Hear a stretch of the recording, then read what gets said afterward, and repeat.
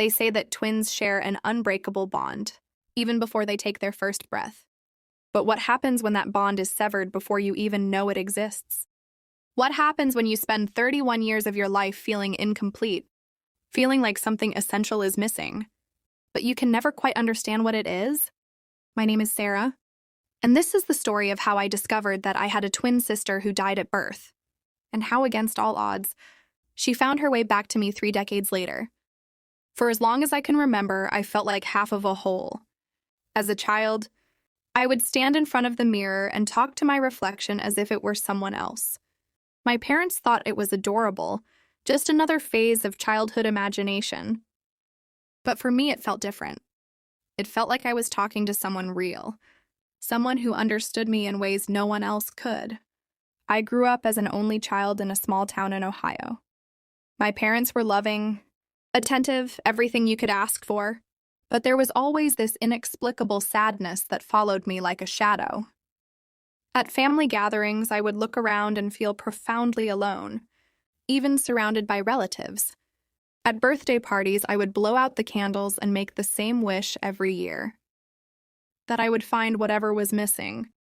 My mother would sometimes catch me staring into space, and she'd ask, "What are you thinking about, sweetheart?" And I never knew how to answer. How do you explain to someone that you're mourning a loss you can't even name? In my teenage years, the feeling intensified. While my friends were worried about grades and crushes and fitting in, I was consumed by this deeper existential loneliness. I started keeping a journal, and page after page, I wrote about this emptiness, this feeling that someone was supposed to be beside me, walking through life with me. I saw therapists. They diagnosed me with depression, anxiety, attachment issues. They gave me coping mechanisms and medications. And while these things helped manage the symptoms, they never touched the root of what I was feeling. Because how could they? None of us knew the truth. It was a Tuesday afternoon in October when my world tilted on its axis. I was 31 years old, working as a graphic designer in Chicago. I had just returned from my lunch break when my phone rang. It was my father, and something in his voice made my heart skip a beat. "Sarah, honey, I need you to come home this weekend. There's something your mother and I need to tell you." I pressed him for details, but he wouldn't say more. The drive back to Ohio that Friday felt endless. My mind raced through possibilities. Were they sick? Were they getting divorced after 35 years of marriage? I never could have imagined what they were about to reveal. We sat in the living room, the same room where I'd grown up, where I'd celebrated Christmases and birthdays, where I'd had my first heartbreak and my college acceptance celebration. My mother's hands were shaking as she held a cup of tea she wasn't drinking. My father sat beside her, his arm around her shoulders. "Sarah," my mother began, her voice barely above a whisper, "there's something we should have told you a long time ago. Something we thought we were protecting you from." She paused, tears streaming down her face. My father took over. "When you were born, you weren't alone. You had a twin sister. She died shortly after birth. Complications with the delivery. The doctors tried everything, but she only lived for about 2 hours. The room started spinning. I felt like I was falling, even though I was sitting down. A twin sister. I had a twin sister who died at birth." "Why?" I managed to ask. "Why didn't you ever tell me?" My mother was sobbing now. "We were grieving, and the doctors advised us that it might be better not to tell you. They said it would be an unnecessary burden for you to carry. We thought we were doing the right thing. We thought we were protecting you." But I wasn't angry. In that moment, everything suddenly made sense. The emptiness, the loneliness, the feeling of being incomplete, it all had a reason. I had spent my entire life grieving someone I never knew I'd lost. "What was her name?" I asked. "Emma," my mother whispered. "We named her Emma." The weeks following that revelation were surreal. My parents gave me everything they had saved from that day. The hospital records, a tiny knitted cap that had been on Emma's head, a single photograph of us together taken moments after birth. In that photo, we were lying side by side, and even as newborns, we looked identical. I couldn't stop staring at that photograph. This was the person I had been missing my entire life. This was the other half of me. I became obsessed with learning everything I could about twin connections, about the bonds between twins, about cases where twins reported feeling their siblings' presence even after death. The internet was full of stories. Twins who felt phantom pains when their sibling was hurt, twins who claimed to communicate telepathically, surviving twins who said they could still feel their deceased twin's presence. I started visiting Emma's grave. My parents had buried her in the town cemetery, and for 31 years they had visited alone, keeping their grief private. Now I went with them, and then I went alone, sitting by her small headstone, talking to her the way I used to talk to my reflection as a child. I wish I had known you, I would say. I wish we had had even one day together. My therapist helped me process the complex emotions, the grief for a sister I never knew, the anger at having been kept in the dark, the relief at finally understanding myself, the guilt for somehow surviving when she didn't. But something still didn't feel resolved. Knowing about Emma explained so much, but it didn't fill the emptiness. If anything, it made it more acute because now I knew exactly what I was missing. 6 months after learning about Emma, I received a message on social media that seemed impossible. It was from a woman named Rachel Morrison, and it read, "I know this is going to sound crazy, but I think we might be related. I was adopted at birth, and I've been doing some searching. Based on the information I've found, I believe I might be your sister." My first thought was that it was a scam or a case of mistaken identity. But something made me read further. Rachel had attached documents, adoption papers, hospital records, DNA test results. She had been born on the same day as me, in the same hospital, to a woman named Lisa Chen. Lisa Chen, that wasn't my mother's name. My mother was Margaret Anderson. Confused, I called my parents immediately. My mother answered, and I could barely get the words out.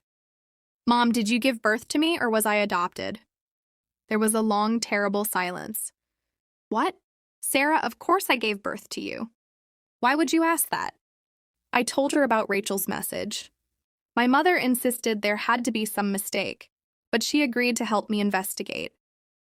We pulled out all my birth records, and that's when we noticed something that had never seemed significant before. The hospital records listed me as Twin B. If Emma was my twin and she died, shouldn't I have been Twin A, the surviving twin? Why was I labeled as Twin B? We needed answers, so my mother, my father, and I went back to the hospital where I was born. Most of the staff from 31 years ago had retired or moved on. But we found one nurse, Nancy, who had been working in the maternity ward that day. When we explained what we were trying to understand, her face went pale. "Oh my God," she whispered. "I was afraid something like this might happen someday." Nancy told us a story that sounded like something out of a movie, except it was real, and it had shaped my entire life. On the day my mother gave birth, there had been another woman in labor in the adjacent room, Lisa Chen. She was also having twins. The hospital was understaffed that day, chaotic, overwhelmed. Both sets of twins were born within minutes of each other, and in the confusion, the babies were mixed up. My mother's twin A, Emma, died shortly after birth due to complications. But what no one realized at the time was that I wasn't actually Twin B from my mother's pregnancy. I was one of Lisa Chen's twins. And Rachel, the woman who had messaged me, was my actual twin sister.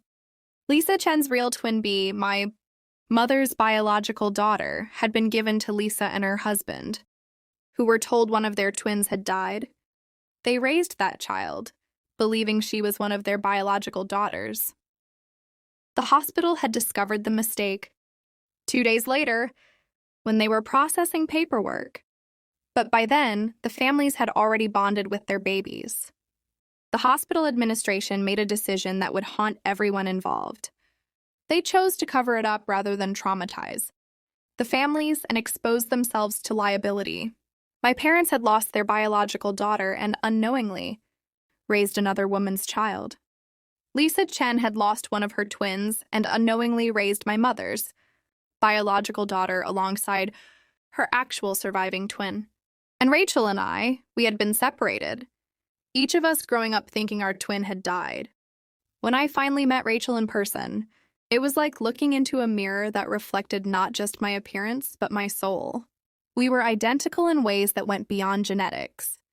We had the same gestures, the same laugh, the same habit of pushing our hair behind our left ear when we were nervous. We sat in a coffee shop for 8 hours that first day, just talking, comparing notes on our lives. The parallels were eerie. We had both struggled with the same inexplicable emptiness. We had both talked to mirrors as children. We had both been diagnosed with depression and anxiety that never quite responded to treatment. We had both felt like something essential was missing. I used to have this recurring dream, Rachel told me, where I was looking for someone in a crowded place. I would search and search, but I could never find them. I'd wake up with this terrible feeling of loss. I had the same dream, I whispered, all my life. We cried together that day, mourning the 31 years we had lost, but also celebrating the miracle of having found each other. Against all odds, despite a hospital's cover-up, despite being raised in different cities by different families, we had found our way back to each other. The discovery created a web of complicated relationships that took years to navigate. My parents, the people who raised me, were not my biological parents, but they were still my parents in every way that mattered.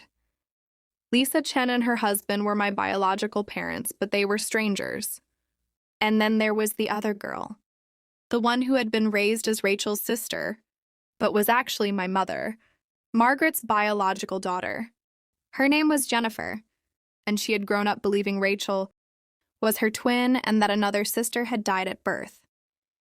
When the truth came out, Jennifer was devastated. Not only did she learn that her sister wasn't actually her twin, but she also discovered that her real twin, me, had been alive all along, just a few states away. She felt betrayed by the universe, by the hospital, by everyone. The 6 of us, Margaret and my dad, Lisa and her husband, Rachel, Jennifer, and I, all met together with a mediator to try to make sense of this impossible situation. There were tears, anger, confusion, but ultimately, there was also love and a determination to find a way forward. We couldn't change the past. We couldn't get back those 31 years. But we could decide how to move forward. Finding our way, Rachel and I became inseparable. We had 3 decades of catching up to do, and we attacked it with intensity. We spent weekends together, took trips together, introduced each other to our respective families and friends. The emptiness that had haunted both of us our entire lives began to heal. We learned each other's quirks and habits. We discovered that we both loved to cook but hated baking.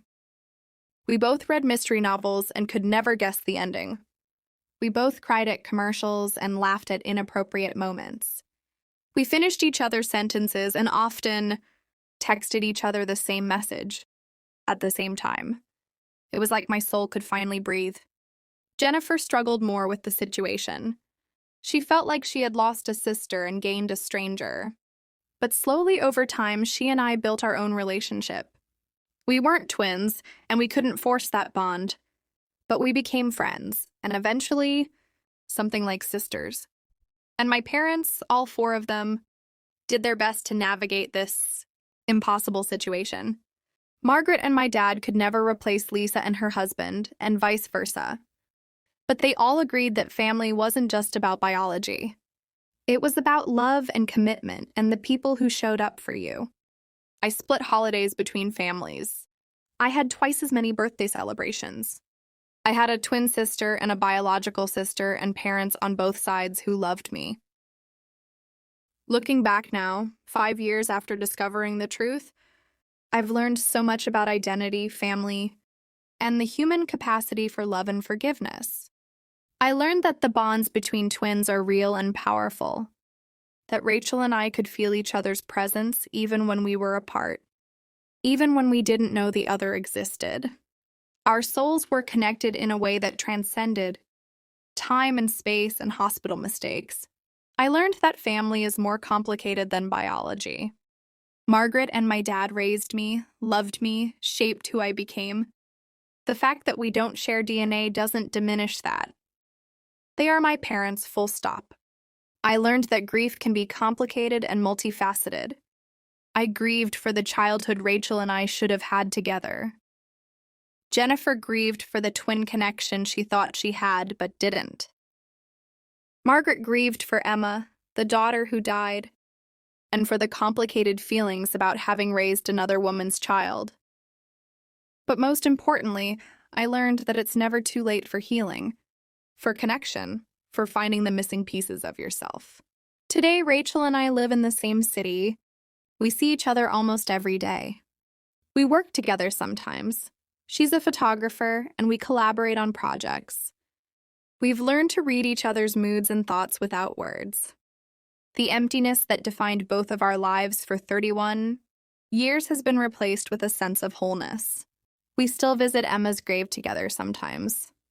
In a strange way, her death and the hospital's tragic mistake led to our reunion.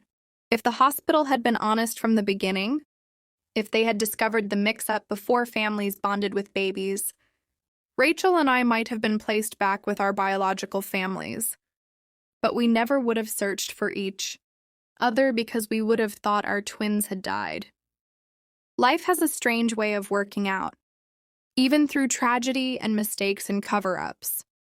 I look at Rachel now, and I see not just my sister, but my other half, the missing piece I spent 31 years searching for. She found me, just like something deep in my soul always knew she would. They say twins share an unbreakable bond. Ours was tested by separation, by time, by not even knowing the other existed. But it survived. It brought us back together. And now, finally, after 31 years, I feel complete.